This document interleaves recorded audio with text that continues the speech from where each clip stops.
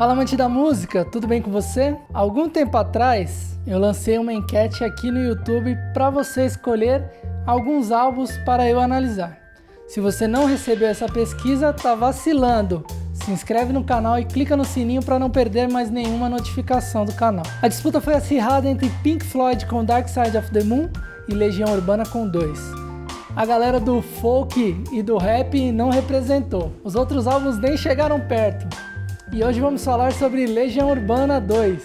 Depois da vinheta eu conto pra você. Não existe vida louca. Você vai lembrar. Já senti que não foi tão bom. E mais que ser o pecado. Se Deus foi de A Legião Urbana explodiu nacionalmente no final de 84, com o disco nas raízes punks e new wave. Entretanto, a consagração viria mesmo com o segundo disco da banda, lançado em 86, em meio a um Brasil que começava a sair das garras da ditadura e começa com a nova república. Foi importante, mas começou mal, afinal foi governado pelo Sarney por 6 anos. Vale ressaltar que a ascensão do PMDB começa nessa época. O que acontece é que o primeiro disco, você se prepara a vida inteira para o seu primeiro disco. O problema é o segundo. O segundo disco tem essa questão de você travar um desafio com você mesmo, onde vai ser ratificado se você realmente está pronto para seguir em frente ou não. No segundo não tinha música, né? Você tinha que fazer o segundo disco, tinha que criar tudo. Esse disco é o disco que firmou a estética da Legião e deu uma ideia assim, clara de como trabalhar, como gravar a Legião Urbana.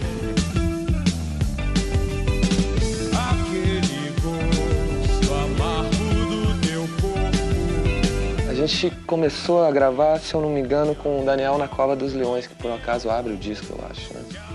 Essa música tem uma energia super legal e tem o que chama a atenção dela são os teclados.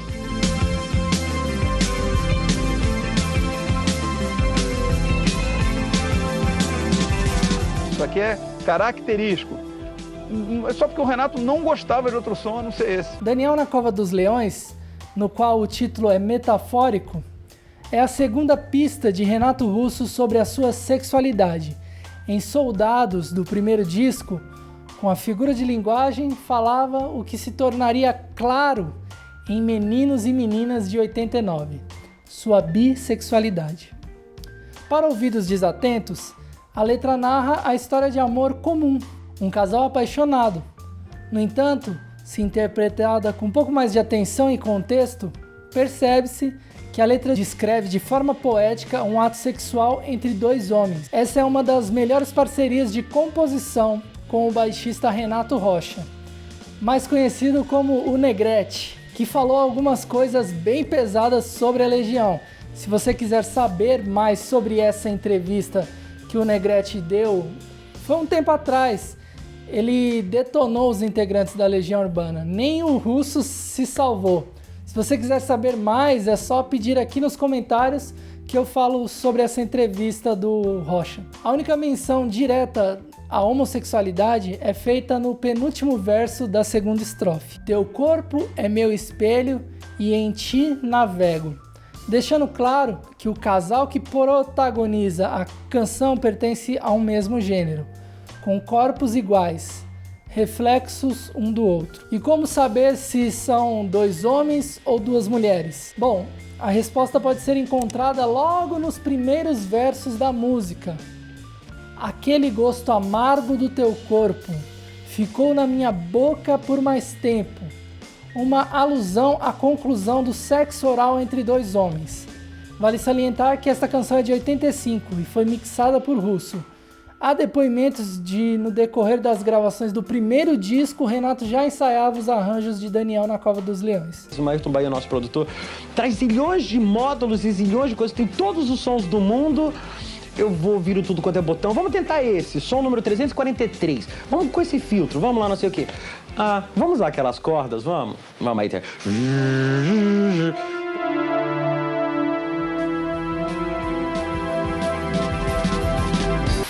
Eu sei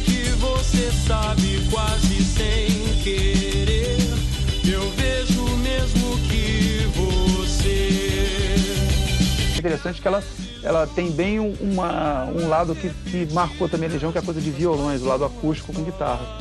Né? Essa música tem os violões dobrando.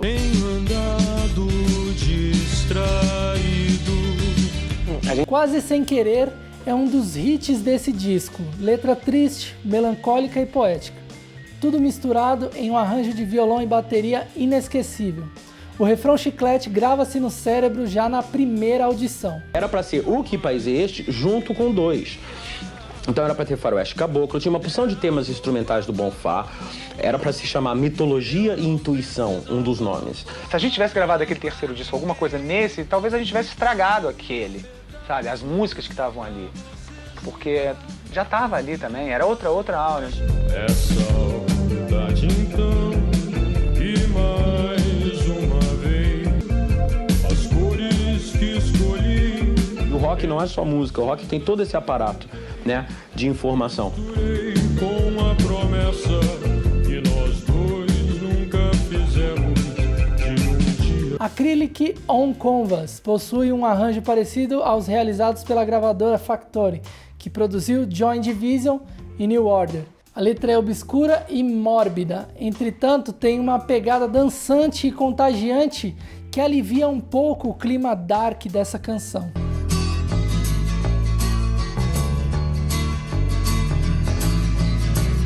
Um dia irá dizer que não existe razão. Esse disco é carregado de energias indecifráveis, sabe? Não dá pra entender. Pra tentar se conhecer.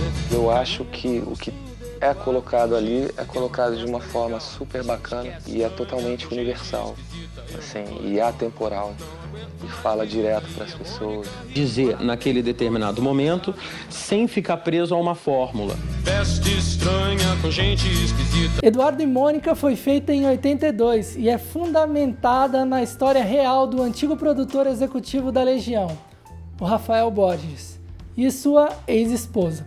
Renato compôs esta canção no seu período de trovador solitário e toca todos os instrumentos da música. É que a gravadora queria que a gente repetisse o primeiro disco. Eles queriam no segundo, ok, então agora, oba, vocês deram certo. Eles falaram pra gente assim, olha, se vocês venderem 5 mil, tá bom. E logo de início a gente vendeu 50 mil, que é muito, né?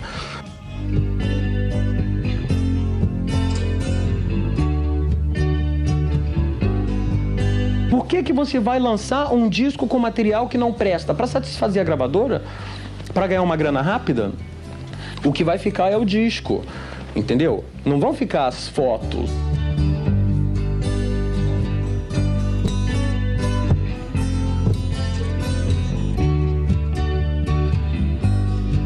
O disco 2 mexeu tanto com esse processo criativo que no 3 não deu para fazer outro disco totalmente inédito. Eles tiveram que dar uma parada, dar uma respirada, né? Foi um disco muito intenso. Central do Brasil, que possui apenas arranjo instrumental, gera um clima depressivo. O exemplo seria Um Dia Frio e Solitário, que dá a introdução para a melhor canção do disco, Tempo Perdido.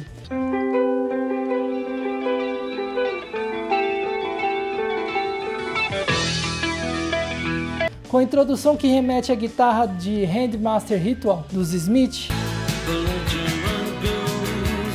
e letra semelhante a um sucesso do Aborto Elétrico, a música 1977. Todos os dias quando acordo de manhã, não tenho mais o tempo do dia que passou. Essa canção escancara a depressão e a crise existencial pela qual passava Renato na época.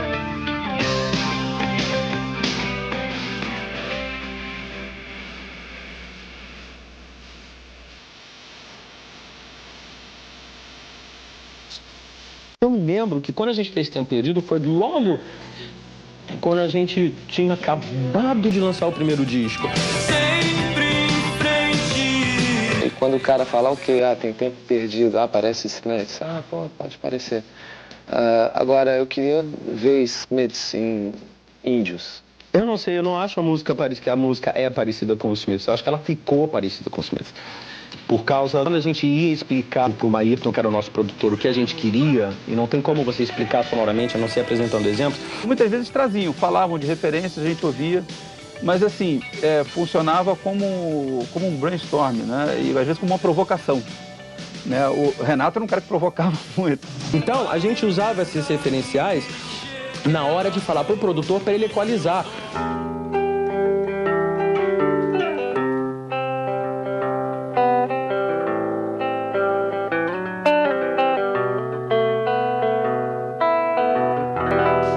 A voz de Russo remete Morrissey. A maneira que Renato dançava no palco era nitidamente derivada do líder dos Smith e muito parecida com Ian Curtis também.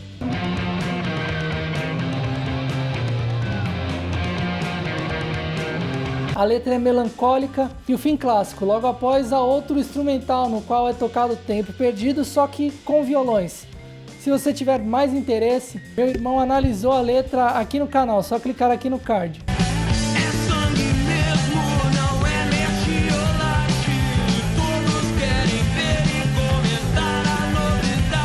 Metrópole traz nostalgia dos bons tempos do punk.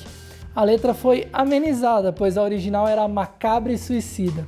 Tem uma história interessante que aconteceu com esse disco, que quando foi fazer a edição, né, colocar as músicas na ordem, voltando para casa, ouvindo o rádio, vindo do estúdio, né, estavam já editando o disco, aí eu ouço o cara da Transamérica falando assim: hoje às 8 horas, né, o disco da Legião Urbana, o novo disco da Legião Urbana.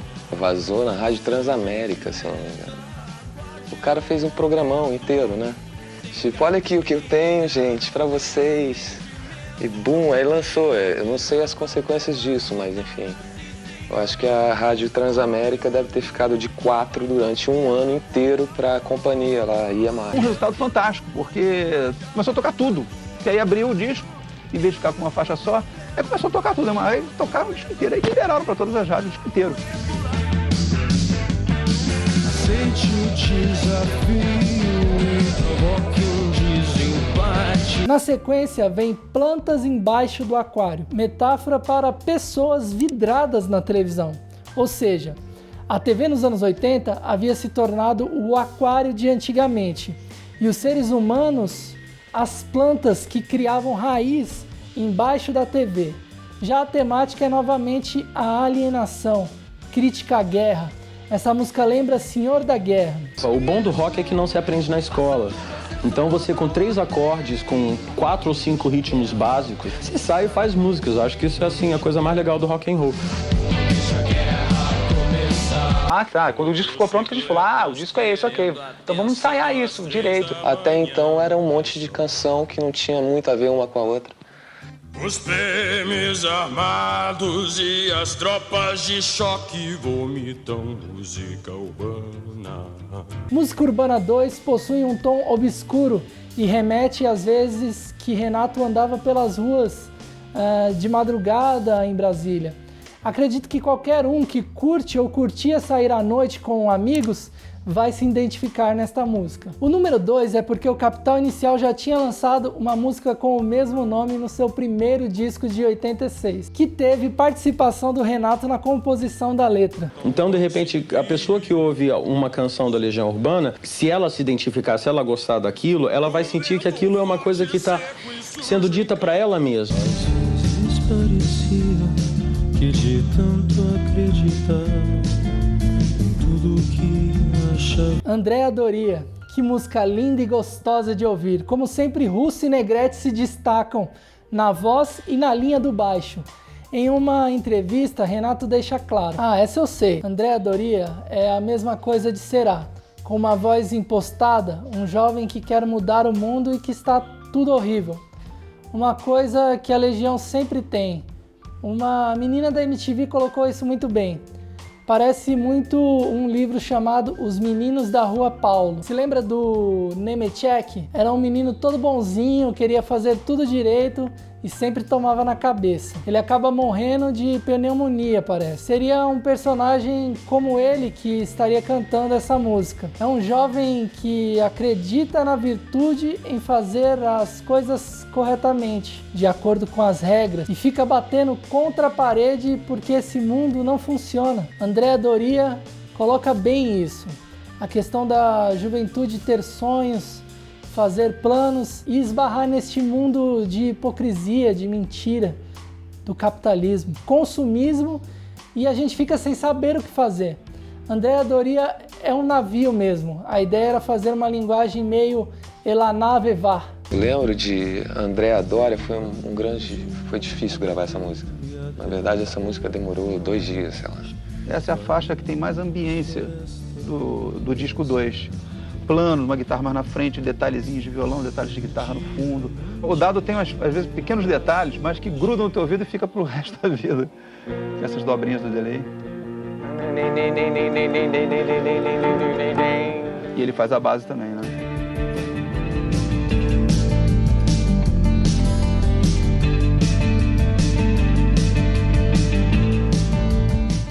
Andrea Doria, eu acho uma música fantástica, mas foi a que ficou mais distante de ser o que era para ser. Assim.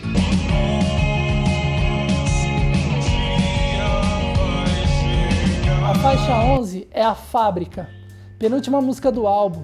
Não ficou tão famosa, mas carrega uma crítica poderosa sobre o capitalismo, consumismo e outros males da nossa sociedade moderna. E pra molecada que reclamou no vídeo de Índios, querendo justificar um vídeo editado em que Renato está contextualizando o porquê ser capitalista no sentido de trabalhar para pagar as contas, de ter o que comer, vestir, etc., com as críticas que ele faz ao sistema capitalista. Antes de vir falar merda nesse vídeo, aprenda a interpretar o contexto. Não seja manipulado por vídeo editado. Vai atrás do vídeo completo. Não fica no achismo. Os fãs inteligentes desse canal agradecem. As pessoas queriam um negócio na capa, não sei o que lá e tal. Só que a gente se amarrava em Joy Division, aquela estética clean, limpa, apenas o nome.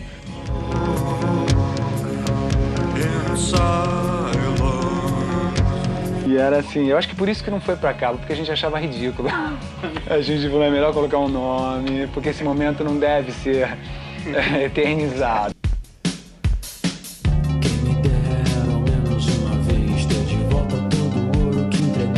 O disco fecha com chave de ouro na incrível metáfora de Índios, que eu já analisei no canal. Se você quiser saber mais, é só clicar aqui no card. E conta-se a história, a lenda, que o Renato, em 10 minutos, sentou ali na técnica, no cantinho da técnica ali, e fez Índios em 10 minutos. É engraçado, minha mulher sempre fala assim, muito tempo ela fala assim, como é que é Índios mesmo? Aquela coisa, aquela... Ah, que legal. Sabe? Eu falei, o que você tá falando, cara? Não tem nada aí, cara. Mas é que essas coisas, né? Vai saber, né? Esse é o canal rústico. Foi um improviso. Segunda vez que ele cantou essa música, lendo a letra. Ele fez isso lendo. Ele tá ali. Ele tinha umas ideias de melodia, né? E ia... Lá pelo final do ano de 86. A partir daquele momento, a partir do estouro de Eduardo e Mônica e depois Índios, aí virou mega. Quando passa um capial, né, cara? Com a enxada aqui, com um radinho de pilha, ouvindo Índios. Eu falei, nossa. Falei, fomos longe demais. Cara, quando parou em Índios, eu vi aquela música, eu devo ter ouvido essa música 50 vezes. O Dado saiu da sala. Cara. E eu fiquei voltando a música, voltando. Cara, como é possível, cara, o Renato ter escrito uma letra tão linda, cara. A impressão que eu tenho quando eu ouço Dois, pra ser sincero, é que a gente era muito pior do que a gente era de verdade. Sabe? Porque a gente nunca foi puta músico, sacou? Músicos, barará. A gente acreditava no material, a gente acreditou na banda, né? E deu certo. Então você acreditar no que você fez, e que você fez tinha uma super força e fazia todo o sentido do mundo pra você. Por fim, arrisco dizer que Dois foi a obra-prima da Legião. Eu escutando novamente o CD inteiro para fazer esse vídeo, percebi o quanto foi bom esse disco. Nem tanto pela parte técnica, pois os dois meninos eram inexperientes, foram evoluindo conforme passaram-se os anos e os discos.